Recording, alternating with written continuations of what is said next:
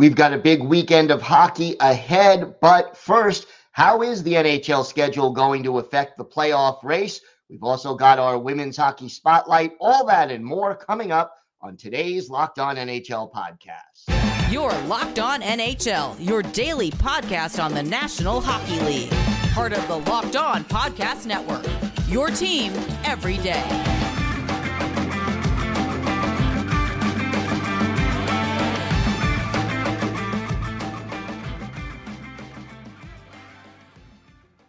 And welcome, everybody, to the Friday edition of the Locked On NHL podcast, part of the Locked On Podcast Network, your team every day. I want to thank everybody who makes Locked On NHL your first listen every day. Don't forget to subscribe on YouTube or wherever you get your podcasts so you can get new episodes as soon as they drop. I'm Gil Martin from Locked On Islanders, my Friday co-host, Rachel Donner from Locked On Flyers. Happy Friday, Rachel. Happy Friday indeed. Both of our teams got wins last night, so this should be a good mood show today. Yeah, absolutely. Absolutely. And let's, there was a big game last night, so let's start with that. The two top teams in each conference going head to head, and yet the result was rather one-sided. It was, of course, the Boston Bruins shut out the Vancouver Canucks 4-0. And like that first period for Boston getting two shorthanded goals in the period, just a really difficult start for the Canucks. And they just never really got it back together at that point. Yeah, and I mean, what was it, like 30 seconds into the game? It's 1-0 on a shorty, which was, I think, the third quickest shorthanded goal to start a game in NHL history. So, you're talking about a pretty stunning way to start a hockey game, especially on the road, and it just kind of went downhill from there for the Canucks. Yeah, and it is a tough loss because it was a real big test for them. And of course, there is historical bad blood between these two teams going back to that Stanley Cup final. And I think, people have not forgotten that. And it's a rough one. The Canucks, their penalty kill is mid-league. And so it's not like the expectations for the Canucks penalty kill are extremely high, but to give up two in one game is devastating. Yeah, definitely not a formula for winning hockey games, although they are 7-1-2 still in their last 10 games.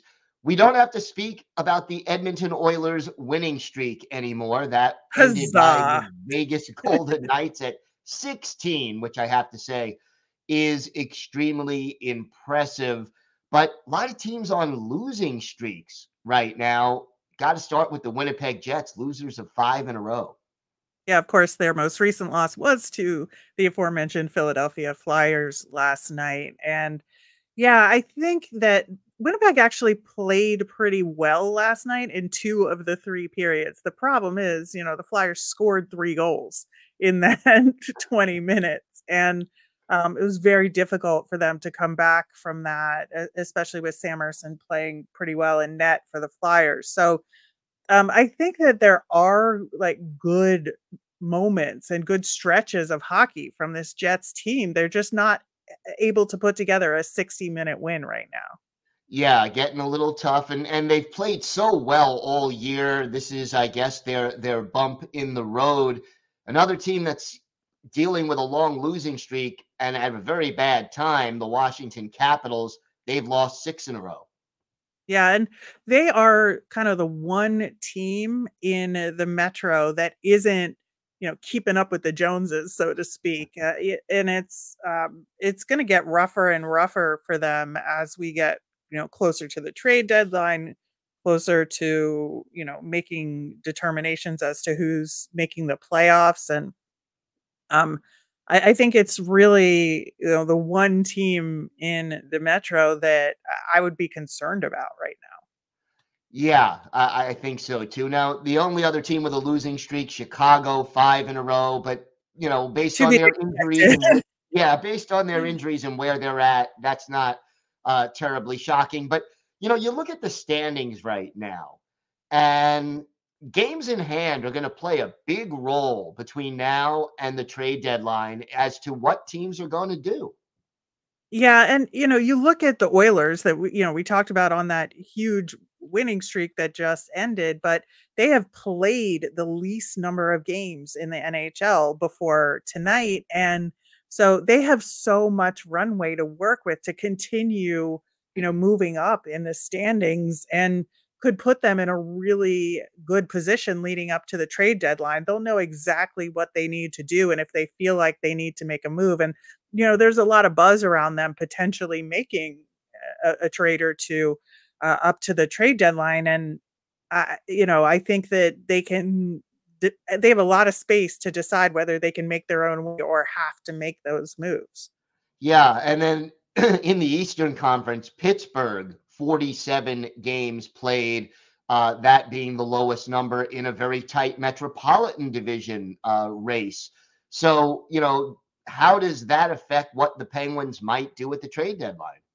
Yeah, I think that is, a huge deal for them. And I don't know if, if or what they might do, but I think they have a little bit of space to work with to figure it out now because of those games in hand that they have. And, when you look at where they are in these wild card standings right now, they are 5 points out of a wild card spot, but they have 3 games in hand on the Red Wings. They have 5 games in hand on the Tampa Bay Lightning, who are in those 2 positions right now. And they've won 2 games in a row.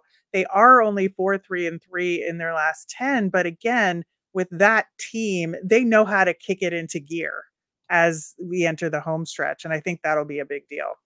They do. They do know how to keep. That's a veteran team. It'll be very interesting to see what moves they make. And then, tied with them in points, but two more games played, the New Jersey Devils. Talk about a strange breakdown. I mean, there is a team that is just starved for goaltending right now. Yeah, I mean, that's it. If you look at everything else, statistically for them, they're in the top 10 in the league in goals for per game. They have an excellent shooting percentage. They have all the pieces on the offensive side of things, and their goaltending and I think support of the goaltending defensively a little bit is what is keeping them from being in the contending portion of the division. And I think, this outdoor game for them coming up is a big deal because it's being held in New Jersey, kind of, in their home territory. It's being billed as a New Jersey event.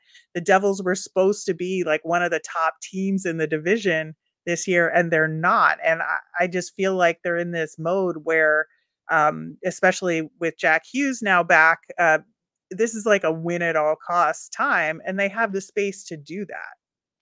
They have the space. Will they get the goaltending? And then that is the sort of the $64,000 question right Yeah. now for the New Jersey Devils. It seems Especially like at the almost, trade deadline, right? yeah, coming up real fast. So a lot of interesting little storylines in the standings alone right now in the NHL, and the trade deadline is about a month away. So we'll definitely be keeping an eye on that. We have got a lot more to get to on today's show. We will have our women's hockey spotlight, so we'll bring in Erica L. Ayala to talk about that.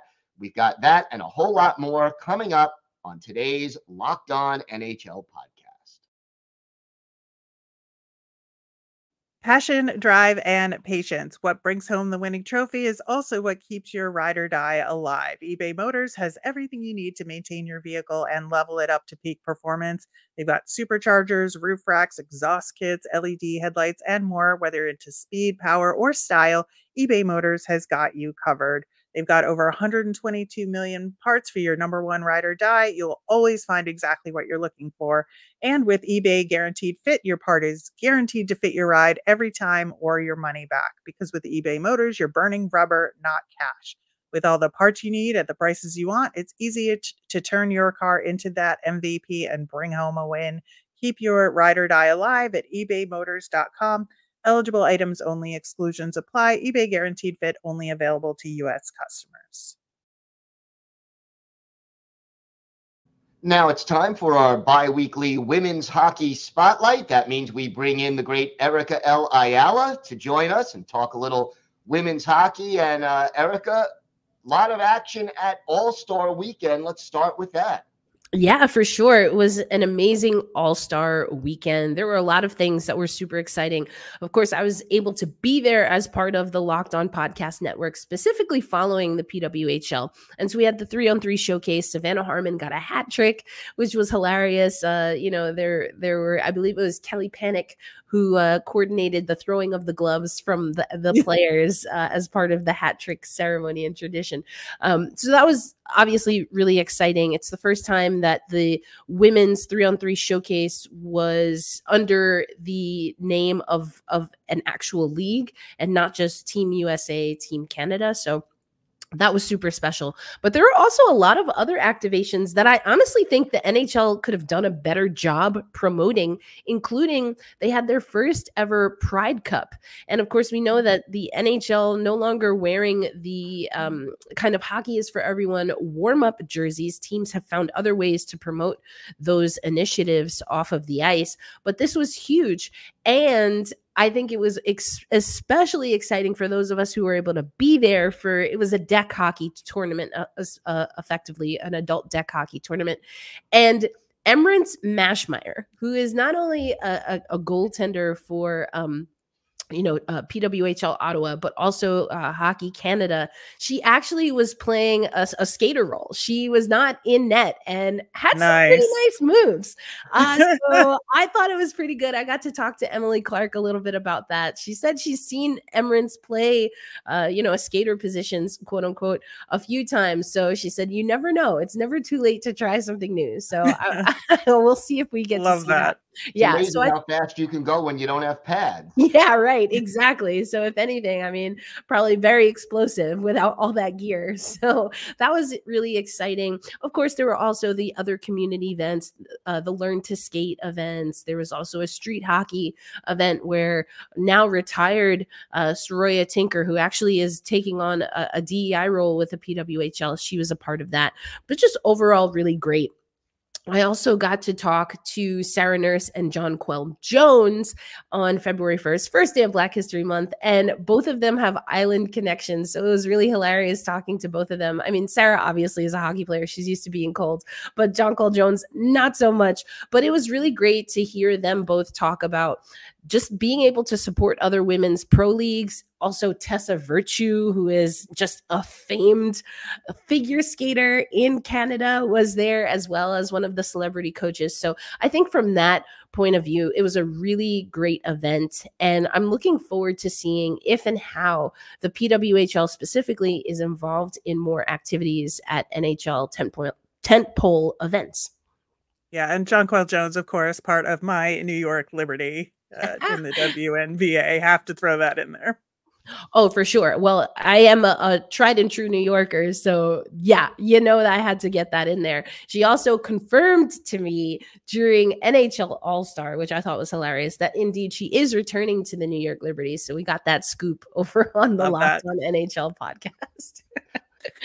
Love that. Yeah, I think, for me, I would have liked to have seen a little bit more participation in the skills competition from the PWHL players. I think that was missing a little bit. I know they had some passing, like to set up one-timers and stuff like that, but I feel like they could have integrated that a little bit more. Yeah, and it's interesting that you mentioned that, because first of all, I mean, I was at Skills and All-Star last year and this year, and I just get a little dizzy. I feel like if the events themselves aren't changing, then the names are changing, the concepts are changing. And I guess to some extent I get it, but also like, what are we doing, fam? You know?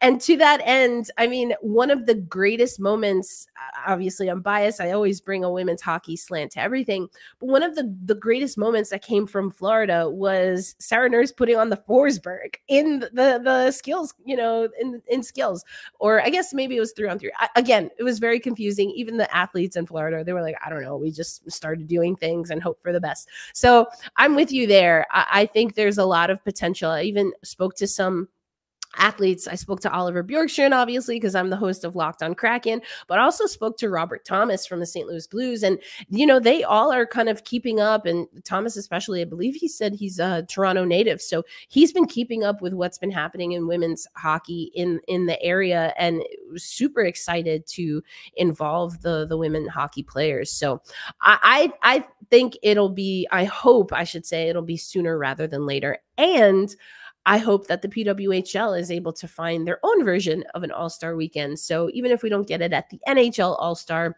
we can find ways to get some more just celebrity action in women's hockey.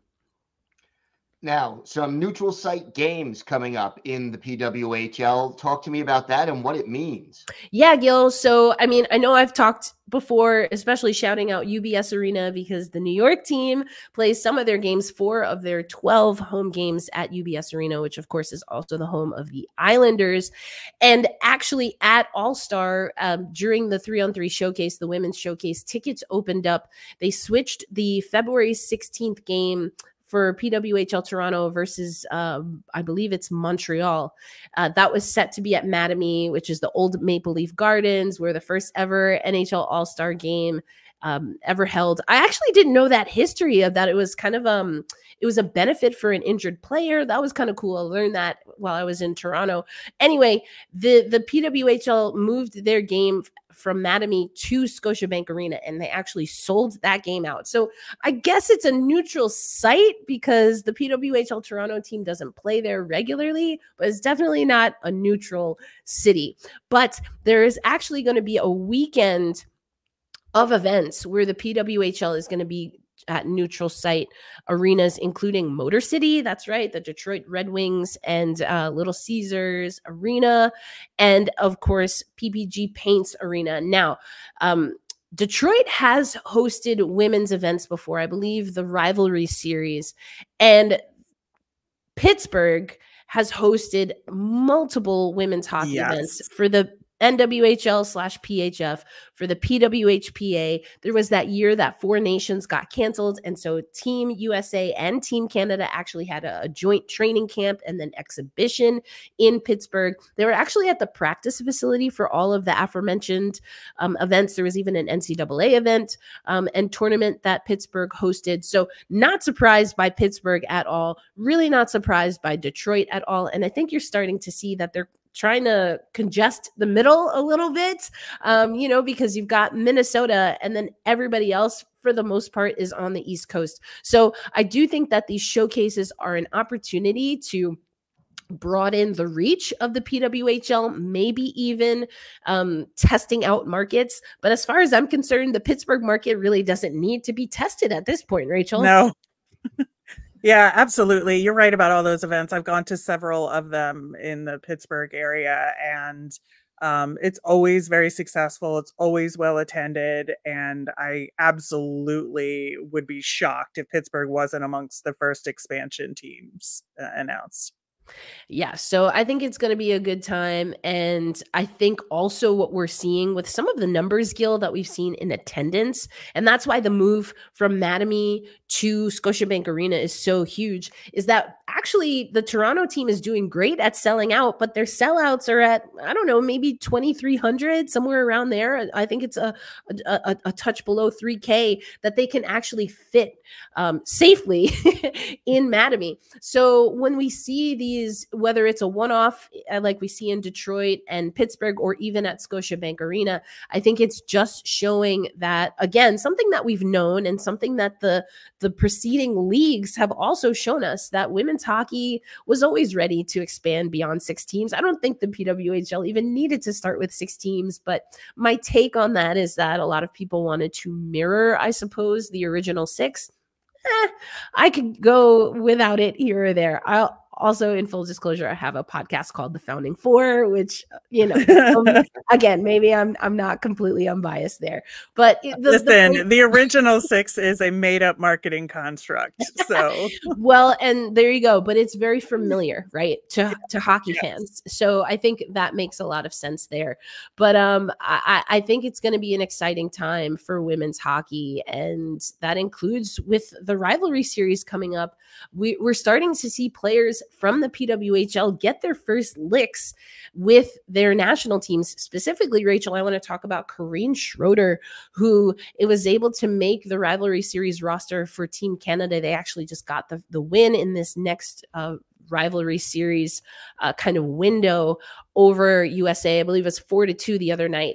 But Corinne Schroeder, she didn't see action in net during that game. But I do hope that she gets a chance. But it is a big step that she is in net. She plays for PWHL New York. She got the first ever shutout in PWHL history. And, I'm also eager to see how this impacts the level of play and what we consider and who we consider when we're talking best on best. But Corinne and her team, Rachel, they're in a little bit of a bind here. They're not. Yeah, they're not quite top 3. It's a 6, original 6. So there's 6 teams. They're in that 5th spot. Now, Toronto was able to leapfrog a little bit, got a big win at Mattamy right after NHL All-Star Weekend. But Minnesota and Montreal are at the top of the table, 17 points and 15 points, respectively. Montreal ahead of Minnesota. Boston, Toronto, and New York congested with 11 points in the standings. And then Ottawa in that 10 spot. And a lot of that is just not being able to get wins in regulation, especially in the way the PWHL point system works. It's a long points system. Being able to get those points even in overtime really makes a difference. Yeah, man. What does Ottawa got to do to get an overtime win? It's like, yeah, I don't know. It's tough. It's tough. I mean, I cover the Seattle Kraken, so not like I know what that feels like. But yeah, here's hoping. I think it's just, again, we said that it was a sprint to start the season, and effectively the first season itself is also a sprint. While you're learning, it's basically like every team is an expansion team. So the coaches, I still think it's a little odd, PWHL New York, that some of the coaches and GMs are openly saying, yeah, well, I never really watched any of my players before they were on the roster. So we'll see. And I'm like, these are like Olympians. Maybe you should, I don't know, watch a YouTube video. But so I think, anyway, all of that to say, there's still a lot of growing pains. And we've heard it from Ella Shelton. We've heard it from Savannah Harmon, who I mentioned got the hat trick in the NHL All-Star Showcase.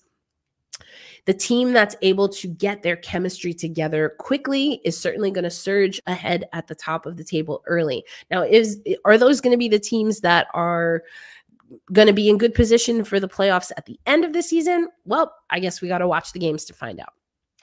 Yeah, and should be interesting as this season progresses. Great to see this league coming together and growing right before our eyes. Erica, thank you so much, and looking forward to seeing you in a couple of weeks. Feel better. Thank you. Thank you so much. And anyone interested in some behind the scenes or some of the interviews from NHL All-Star Weekend, make sure you're checking out the Locked On NHL shorts, because we'll have some bonus content for you there. Today's episode is brought to you by Indeed. We're driven by the search for better, but when it comes to hiring, the best way to search for a candidate isn't to search at all. Don't search, match with Indeed. If you need to hire, you need Indeed. Indeed is your matching and hiring platform with over 350 million global monthly visitors, according to Indeed data, and a matching engine that helps you find quality candidates fast.